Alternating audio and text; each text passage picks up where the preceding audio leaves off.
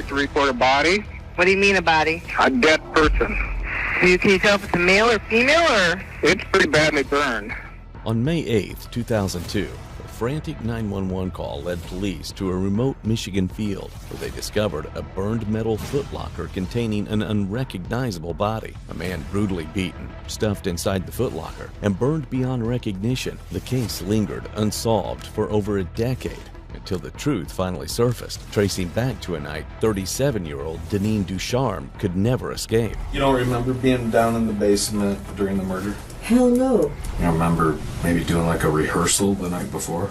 Oh, what? Like a rehearsal? Investigators later identified the victim as Denine's stepfather, Robert Caraballo, exposing a sinister conspiracy that refused to stay buried, with more than one person entangled in the crime. Beverly starts to tell Denine, give me the hammer, give me the hammer. Denine takes the hammer and with her right hand wants to hit him a couple times. Hits him like 3 or 4 more times until the hammer was in his head. In 2002, the McCallum family seemed like any other. Beverly, a young mother trying to rebuild her life after years of turbulence, her daughter, Denine, torn between loyalty and resentment, and Robert Caraballo, Beverly's longtime boyfriend, whose relationship with the family was growing increasingly volatile. Everything changed on May 8, 2002, when a farmer in Michigan found a burned metal footlocker in his field. Inside, a body so charred it was beyond recognition. Investigators quickly ruled it a homicide, but despite extensive forensic testing, the case went cold for more than a decade. Then, in 2015, while living in Texas, Denine watched a documentary titled Jack in the Box about the unsolved murder. The details hit too close to home. She contacted authorities, claiming the remains could be Robert's, her mother's boyfriend, who had mysteriously vanished years earlier. DNA testing confirmed it. Robert Caraballo had finally been identified, reopening a case long thought forgotten. As detectives began re-examining the evidence, their focus shifted towards those closest to Robert. The first major break came with the arrest of Christopher McMillan, one of Denine's closest friends. But his confession didn't close the investigation. It shattered its silence, pulling both Beverly and Denine into the dark heart of a conspiracy that refused to stay buried. Yes, that's serious.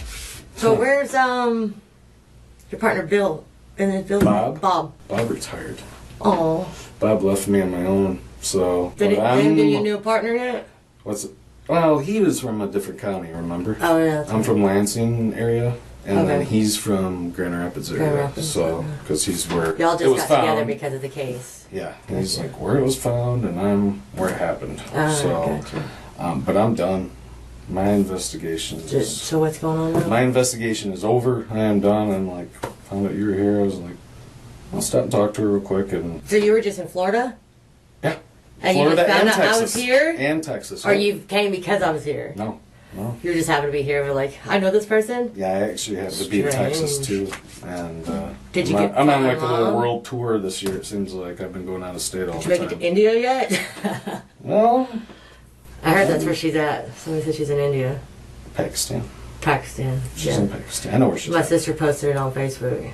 My middle sister. One? Tasha. Tasha did? Yeah.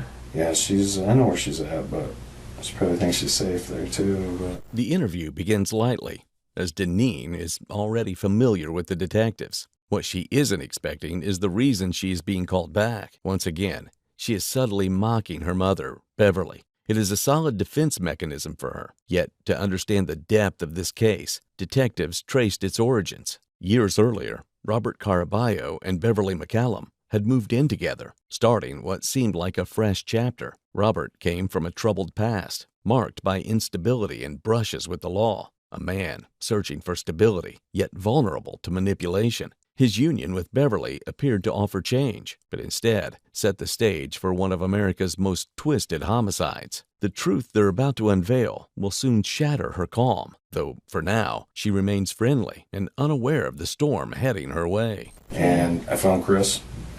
Did you? I found Chris, and... how's he doing? I'm just curious. He was a good guy. He is a good guy. He's a really good... I like him. I got along great with him. He's a good guy. That's a guy I fell in love with, and my mom ruined everything. He's a good egg. I like him, and yeah, I've talked to him quite a few times. Things aren't going the best for him, but that's what some stuff he told me that he shot me pretty straight. I know I did. I know he was. I know he was pretty honest with me. Did he confirm things that I said? Well, yeah, some stuff that he told me kind of confused me a little on some stuff, but yeah, I wanted to talk. I wanted to go over some stuff with you, but tell you some stuff. But before I do that, you're in custody. So before we get talking too much, you're in custody. I want to do things the right way. I'll tell you a few things because it kind of confused me. I think he'd been waiting for me kind of like for years. He'd been waiting for that knock on the door to come and somebody to ask him about. And he after a few minutes of us talking, man, he just kind of unloaded everything on me. And I won't go into a lot of detail because that's what I'm talking. I don't want to tell you everything he said because I want to be fair to him. But I'll tell you a few things because it confused me. But yeah, he unloaded his whole story and confessed to being part of everything. And I could see after he did it, this like weight go off his shoulders. Seriously, I mean, it was like he was. I mean, you can see that when you do my job. You can see that a lot of times when people, tell you the real story finally or come clean. It's like, they freaking. You almost see this thing come off them, and then they're like, "Good, it's over." Now I'll move forward. But that's kind of like I've never seen anybody happen more than it happened with him, and yeah, I felt bad for him because he seems like a good dude, and maybe got caught up in some stuff that wasn't his deal, but yeah, what he told me painted a pretty clear picture, and I've been looking into this case so long that I knew he was being honest with me because yeah, I mean, it matched everything that I already knew, so I knew he was being pretty honest with me. Yeah, he told me some stuff quite a few things I didn't know too, but the basic part of it was he got it off his shoulders, and I don't know, he's got to deal with it now. I mean, so I was just glad I found him. Good. What? I was just worried that, you wouldn't find him. The one thing like burned into my brain was the last time I seen you, you're like, getting your DNA? Was it the last time? I think so, but no, the thing you said was you better be thinking about what will prove that you didn't do it and your mom did or something like that, because that right there like burned in my brain, and I was like, oh my God, if you don't find Chris, like my mom is the type of evil that would totally manipulate it around the opposite way. The sudden shift in Denine's demeanor is obvious. From the start, she is trying to pin everything on her mother, attempting to whitewash her own role and that of Chris. But a homicide this complicated is never going to be that simple. Detectives know that there are layers yet to be uncovered, so they are beginning to build pressure, watching closely to see if Denine will finally reveal the truth. What truly happened that night when Robert was brutally murdered? Well, that's what I'm confused about. That's my biggest thing I'm confused about is why you told me that Chris even existed. Because me and him were on the couch in the little room off to the side, and that would be the only person that confirmed that I didn't plan, plot, or have anything to do this. We were sitting in the room, and that was that. I mean, it all just came. That's the problem. Like, what the is going on? Like, wait, what just happened? Well, that's why I asked you that, because he doesn't, don't get me wrong, like he's kind of like you are, like, oh, Chris was a good guy, but and he's like, same way about you, like, oh, I miss her and talk to her, and he like doesn't have like any hard feelings towards you, but I don't know how to explain, but he's not like has any kind of hard feelings towards you or your mom, but he's not happy about the situation he got put into. That's how to describe it. It's weird, but that's not the story. I will say that I won't go into specifics. I'll give you a couple, so I'm not. Yeah. Okay, but That's not the story he told, was the one you said about the couch thing sitting on there. It was quite a bit different story about all three of you. Kind of being more planned out what was going to happen to Roberto. And that's why I'm like, why did she? And it wasn't like he's like trying to throw everything on you or your mom, or he wasn't like that. That's why I kind of respected him. You know, it was like he just shot me straight, and but I'm like, why the hell did you tell me that he even existed? Because he buried himself. He told me the truth. I think it was the truth. Well, Based on what I plot knew. or plan to do anything to anybody, and he would be the only one that can confirm that we were sitting there playing the guitar, eating pills and smoking, when everything was just like, bam, what the happened? Wait, what?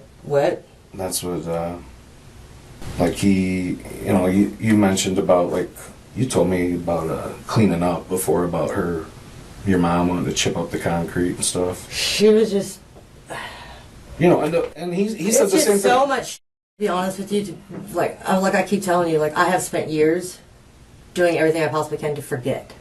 I believe that. And not just that, with my injury, it's even more cloudy. No matter how much Denine blames her memory loss on an accident to deflect suspicion, the truth about that night won't fade away. Detectives are uncovering not only Beverly, but also Denine and Chris at the center of the crime. Yet one question is haunting the investigators. Why did it take Denine more than a decade to accuse her mother?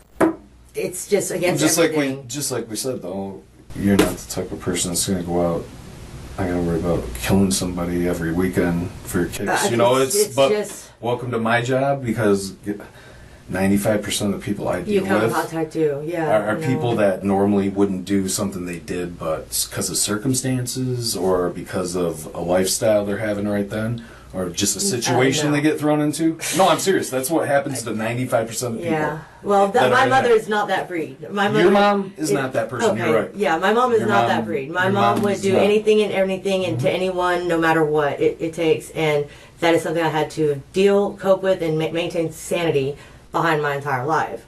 And even not being in this country, she finds ways to still me and over me, and you know, she'll send out my sister after me, or, you know, that's why we came here. It was like, it was non-stop. We couldn't get away from it. Then Tasha becomes vindictive. Oh, then she wants to set my car on fire, flatten all my tires. Yeah, it's just a non-stop, constant. You know what I'm saying? Oh, well, you should try talking to your mother sometimes. And I was like, I have nothing to say to our mother. There's nothing I want to say to our mother. Why would I talk to her? Right. Cicely, same thing. Why don't you talk to mom? I was like, I don't want to talk to mom, Cicely. The only time you or Tasha should ever contact me is if you're contacting me to let me know my mother is dead. Other than that, I have nothing to say to y'all anymore. Nothing. You don't talk to your mom. When's the last time you talked to your mom? Right after we were there? Right after my grandmother passed, inside the mosque thing. So you haven't talked to her since we first met? Mm-mm.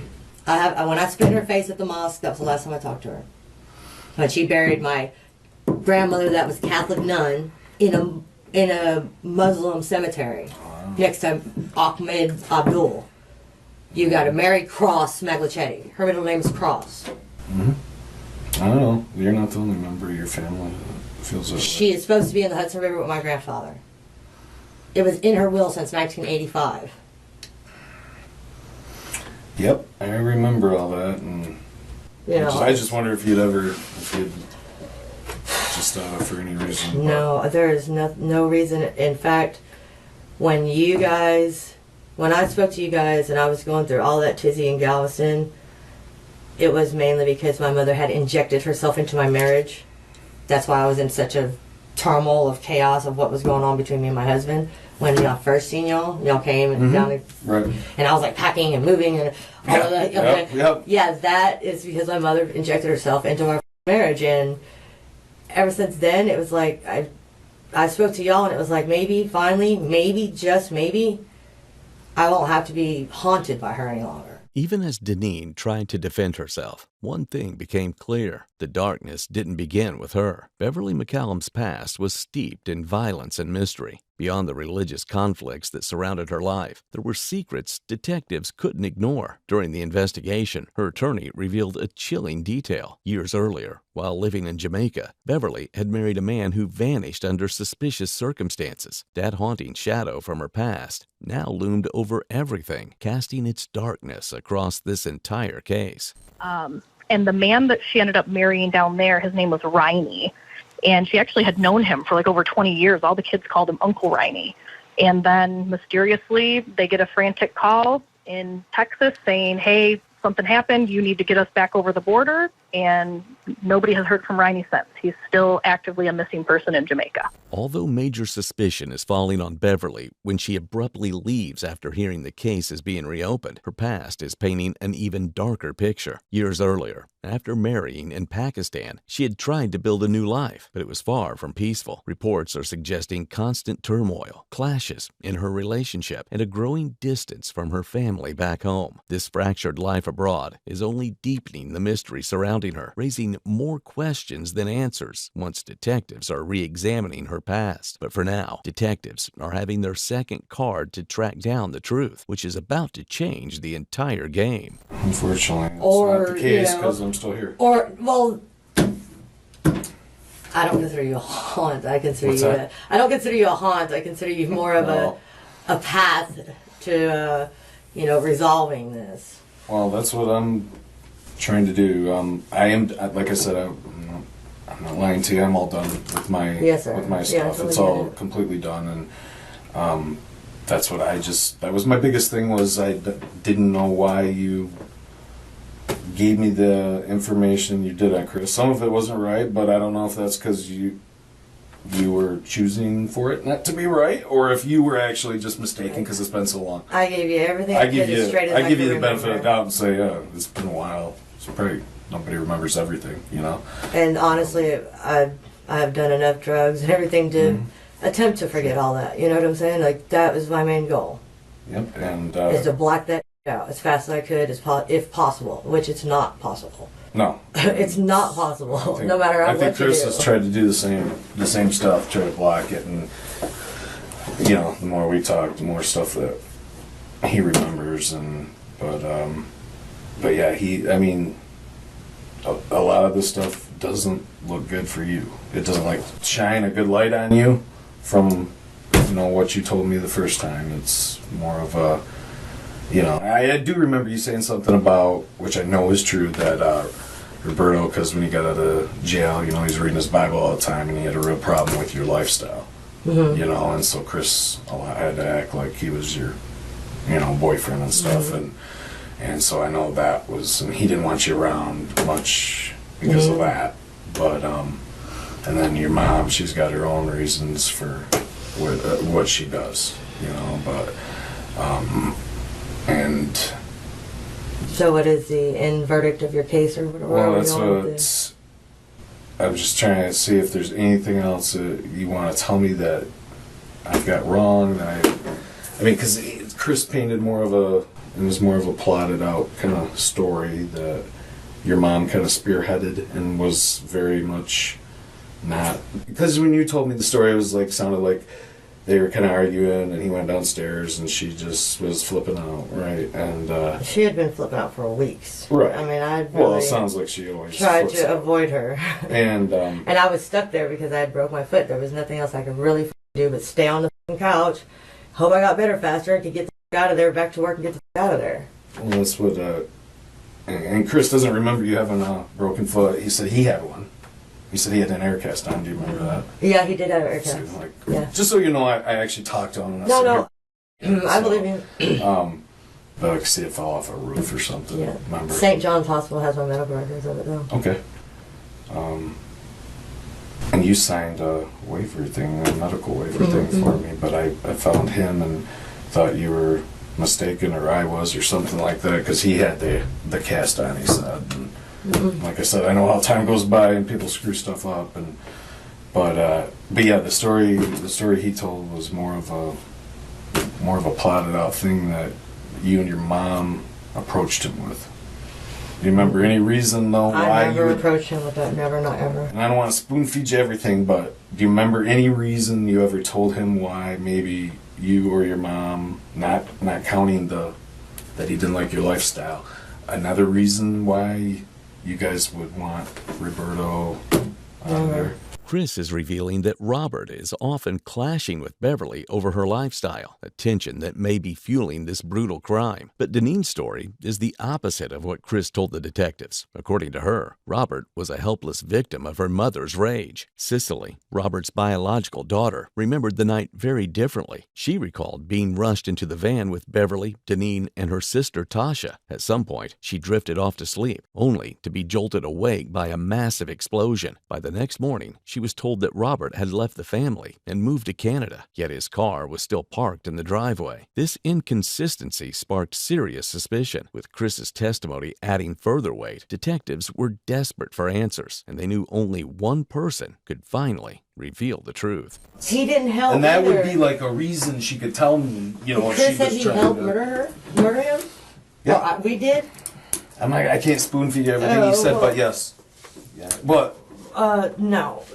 That's not how that happened. I mean, we're sitting on the couch in that room, and she came in there and just fucking wailing. What? I mean, we were talking about the patch thing, the concrete patch. I don't know anything about a concrete patch.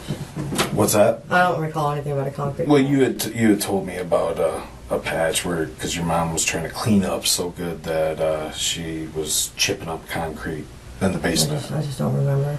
But no, I mean, that was something you told me the first time we met. I think the first time we went down to Texas, you told me about that, and then I went back to the house, and sure enough, there's a concrete patch. But that, you know, Chris told me the same thing, but he said you laid the patch because you're really good at this stuff, and somebody else actually told me you're really good at like brickwork or mason. Just tile before. But I'm just telling you what I heard. I heard you're talented at that stuff. But he said that you did that patch in the basement. That was your work. He mixed it up for you, and you laid the patch. I don't remember that. Okay. I don't even remember anything about a concrete patch, and I'm sorry. Do you remember much of what you told me like I the don't first time we remember even met? talking to you about a concrete patch. I'm sorry. It's probably part of my injury. Because I had Which injury? That was the one with your traumatic leg? brain injury, yeah.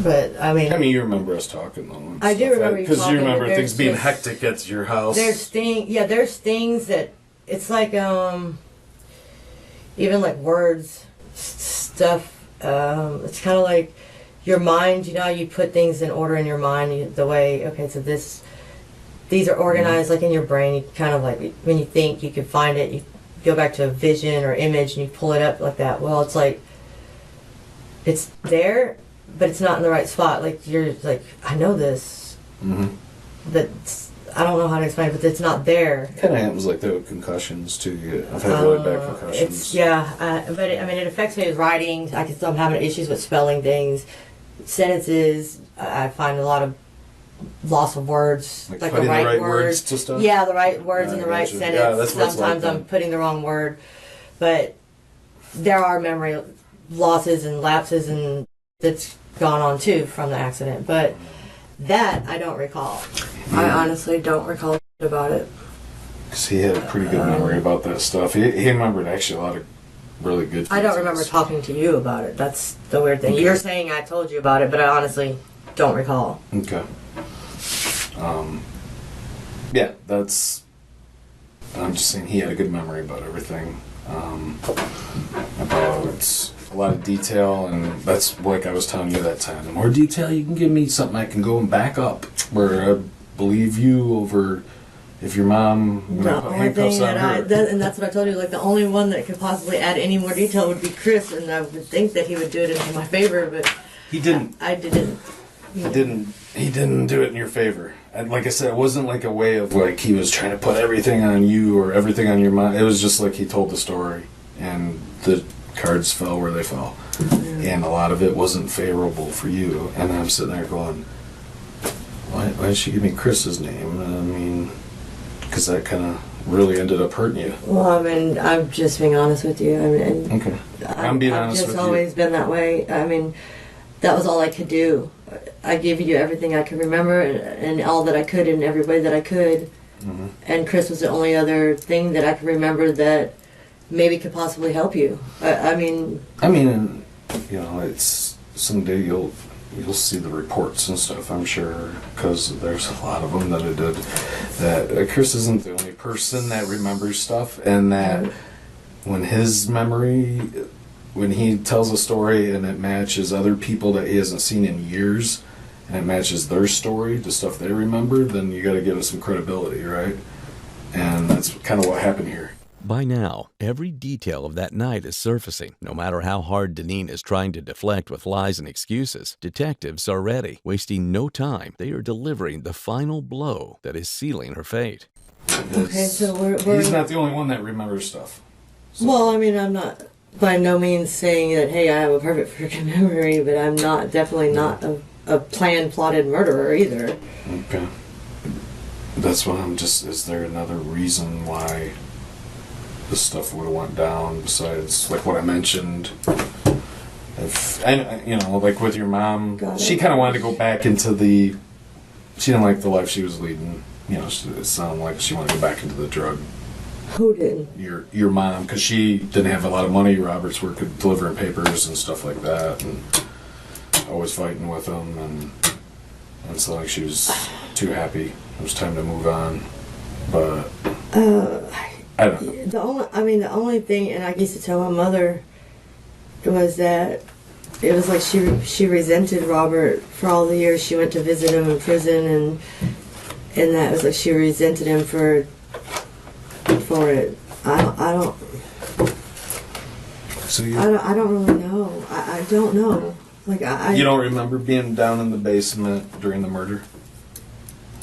Hell no. Why would I call you and tell you?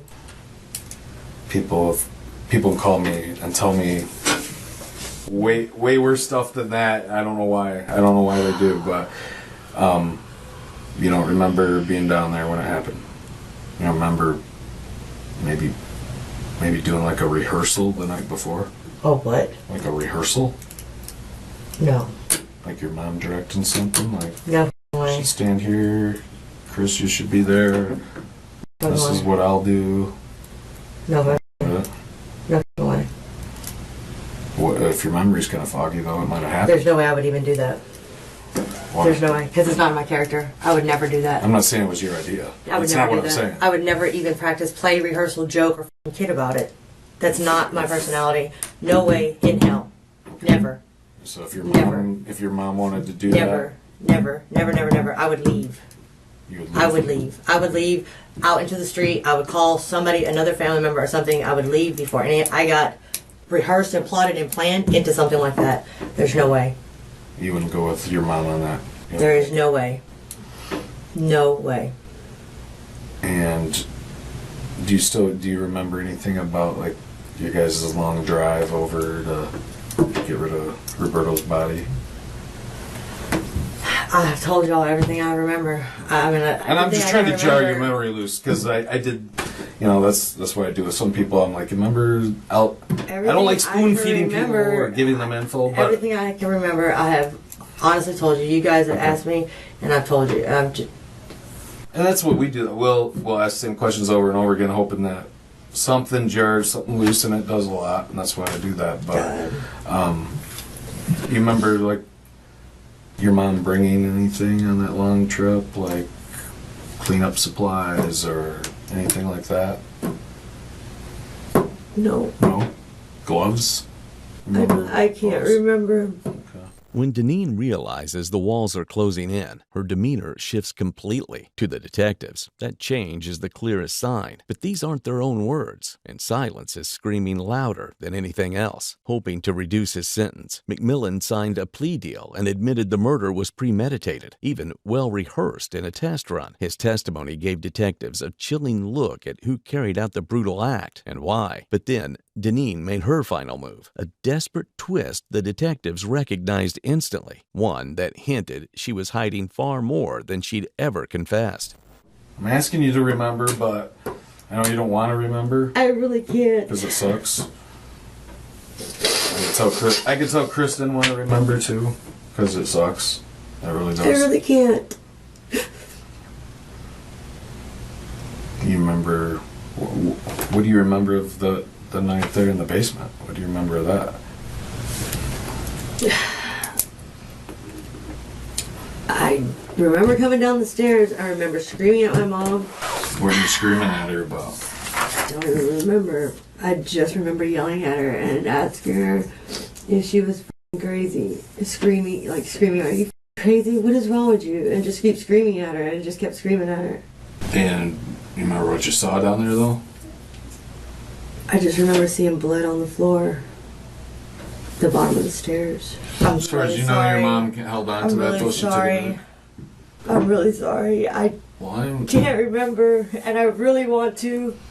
I know you don't want to. No, I do. I want to. It's just not there. The data's not there.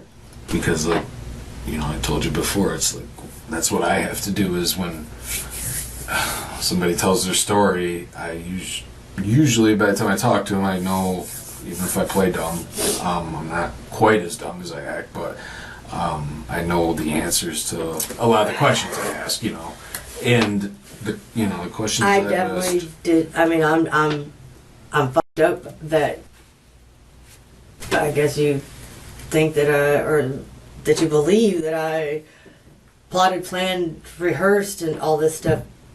Well, there's really and that's another reason is people got reasons for everything, and there's reasons for everything. So, and I know that. That is not something that I would do.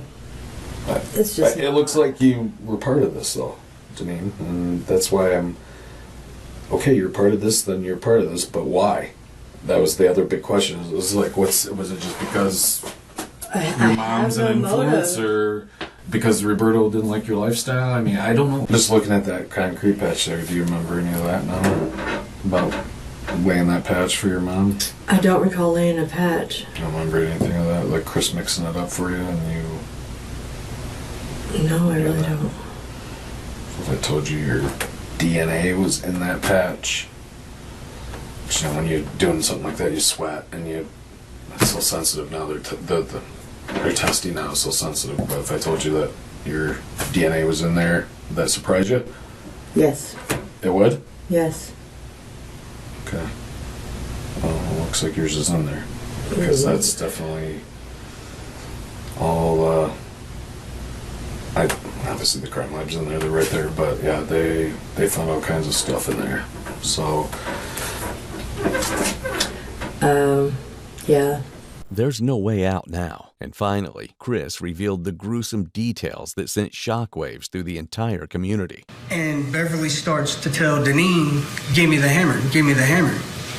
Well, Denine takes the hammer and with her right hand wants to hit him a couple times on the left side of his head. Beverly jerks the hammer away and with her left hand on the left side of the head hits him like 3 or 4 more times until the hammer was in his head. No matter how hard Denine tried to hide the truth, detectives brought out the final piece of evidence, a shocking proof that crushes every excuse she has. And we kind of got stuck here. We ran out of funds here. Gotcha. We were trying to get closer to Orlando area, Hollywood, like that down south more. Oh, okay. Down south more, Florida. Yeah, there's probably other areas you could be then. Yeah, we ran out of funds here, so. Kind of, Jacksonville's a rough town. Yeah, it's dangerous. It's a dangerous town. Dangerous, but reminds me of Columbus, Ohio. If you've ever been there.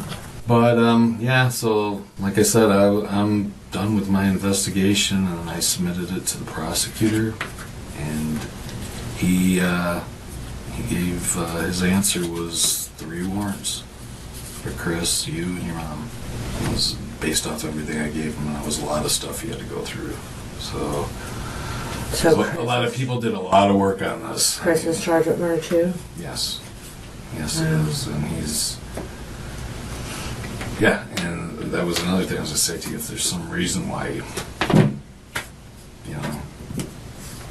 know,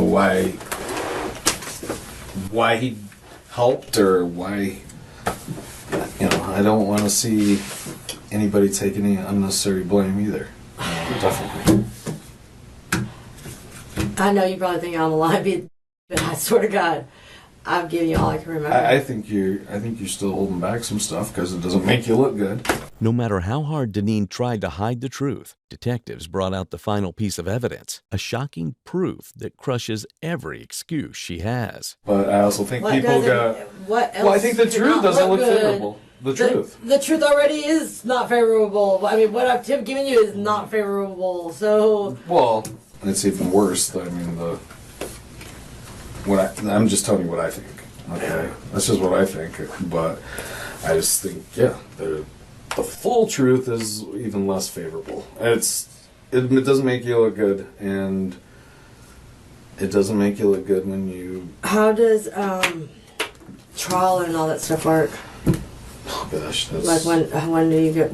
Is Chris already gone to trial, or do we all have to be there? It'll probably be separate. Everything will be Each separate. individual will be separate. Yeah. But yeah, Chris is already in our jail. Actually, the highlighted stuff is, or most of the highlighted stuff is the charges. The actual charge, you got 3 charges. All relating from the same thing. Oh my God! I think I'm gonna be sick to my stomach. Wow. Yeah, it doesn't get more serious than that. So at some point, yeah, you're gonna have to be shipped up there. Wow.